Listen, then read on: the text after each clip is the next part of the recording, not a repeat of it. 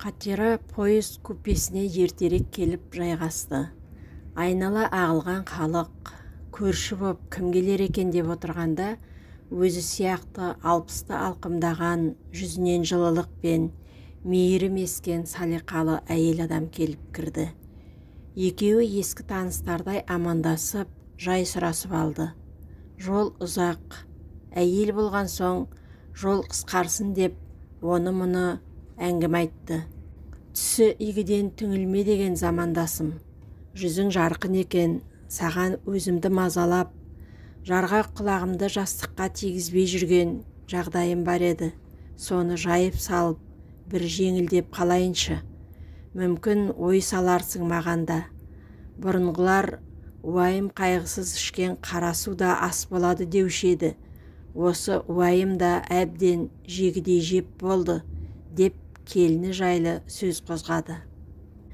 Ұлым үйдің жалғызы. Әкесі жол апатынан көз жұмды. Оған да 10 жылдан асып барады. Баламды ешкімнен төмен болмасын, бірде болса бірегей, сүт бетінде кілегей боп өссінші деп, екі жерде еңбек етіп, оқыттым, тоқыттым, қалаған қызына үйлендірдім. Келінім көрші ауылдан. Бастапқыда тым тәуір ұнам деді, келе-келе мінезі, іс-әрекеті өзгере бастады. Жұмысқа да кірмеді, мені ауырсынды ма, бөлек шыққысы келді ме, әлде не болғанын білмедім. Сыбыр-сыбыр телефонмен сөйлесу, балам келсе болды, өз бөлмелерінде дауыстары естілмейді, бір бітпейтін әңгіме басталады. Соңғы кездері балам жұмысқа кетісімен келінде артынып-тартынып бір жаққа шығып кететін болды.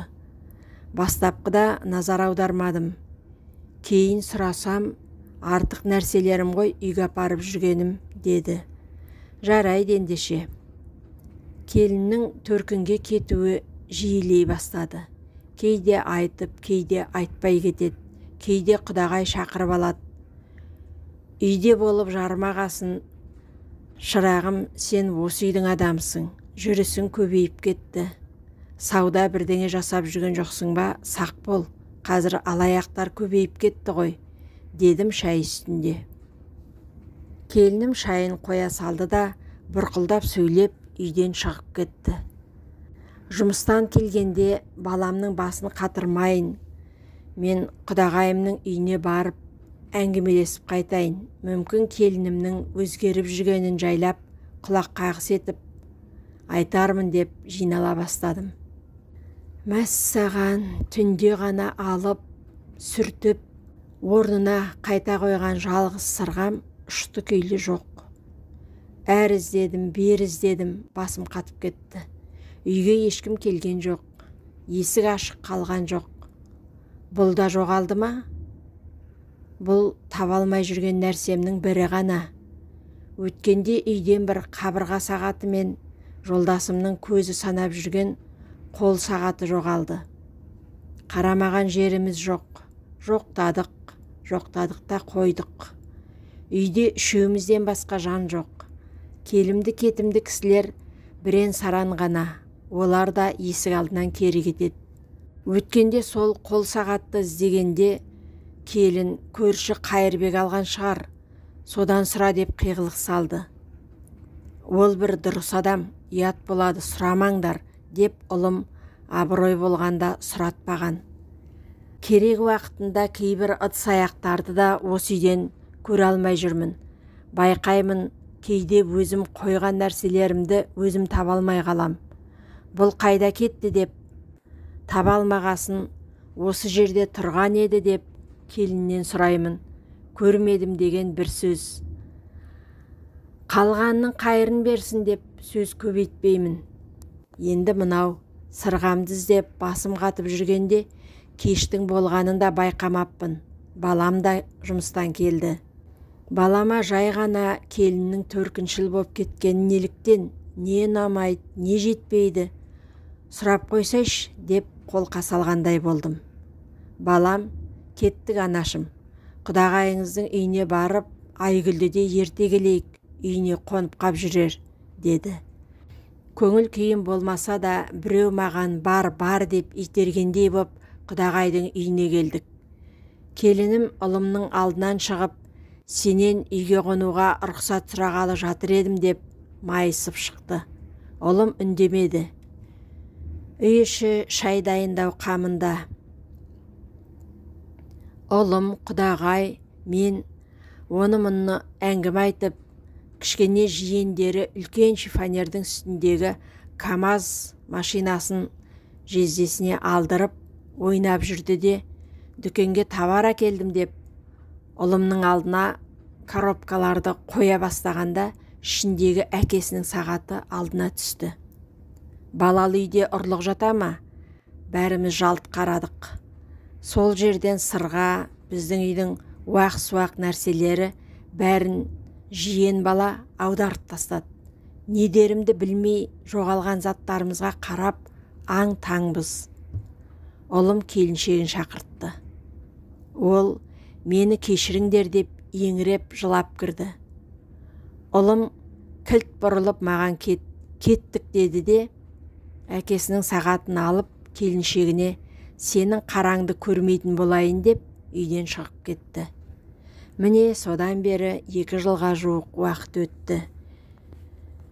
Мен өкінем, үйдегі жағдайларды неге бірден балама айтпадым. Оны басынан білгенде отбасымыздың берекесі қашпас еді деп. Балам өкінет, қыз кетеді, жиен келіп тұрады. Келін қолда, бірақ ұлыңды бөліп тұрады деген осы ғой. Анамнан үйдің ішкі жағдайын неге сұрап тұрмадым? Әйелімді неге тым еркінсітіп жібердім? Ақша тапқаныма мәз болыппын. Жұмысы жоқтық, тамағы тоқтық оны аздырған болар, бәлкім. Құдағайымыз санын соғып талай келіп кетті. Тым болмаса, ұят болады, тұрмыстағы қыздың төркінге келе беруі жақсы емес. Ұйып отырған шаңырағыңды осы себептен ортасына құлатып алуың мүмкін. Енді сенің үйің сол жер деп неге айтпадым? Ана үйдің затын мұны үйге тасудың ұрлық екенін неге айтпадым? Ол енді әдетке, ауруға айналып кетсе қайтемін деп өкінет. Келін уайымға салынып, адамдың түбіне жететін ұрлық, адамды қасиетінен айыратын өтірік, адамды ақылынан адастыратын көре алмаушылық, адамды ағайыннан айыратын өсек дегенді оқып едім, бірақ мәніне назар аудармаппын. Өкінем, қатты өкінем деп қайта-қайта кешірім сұрайды. Әңгіме тиегін ағытқан қатера бір жеңілдеп қалғандай болдым десе, оны тыңдаған жол серігі, қыз ұзатқан аналардың да құлағына алтын сырға, қызыңыздың тұрмыста бақытты болғанын қаласаңыз, оны өз еркіне жіберіңіз, бауырыңыздан бөліп тастаңыз, сырттай амандығын біліп, сағынсаңыз да сирек көріскеніңіз жөн болар. Қазақ төркіні жақынның төсегі жиналмас деген бір түйінмен көп нәрсені аңғартқан ғой.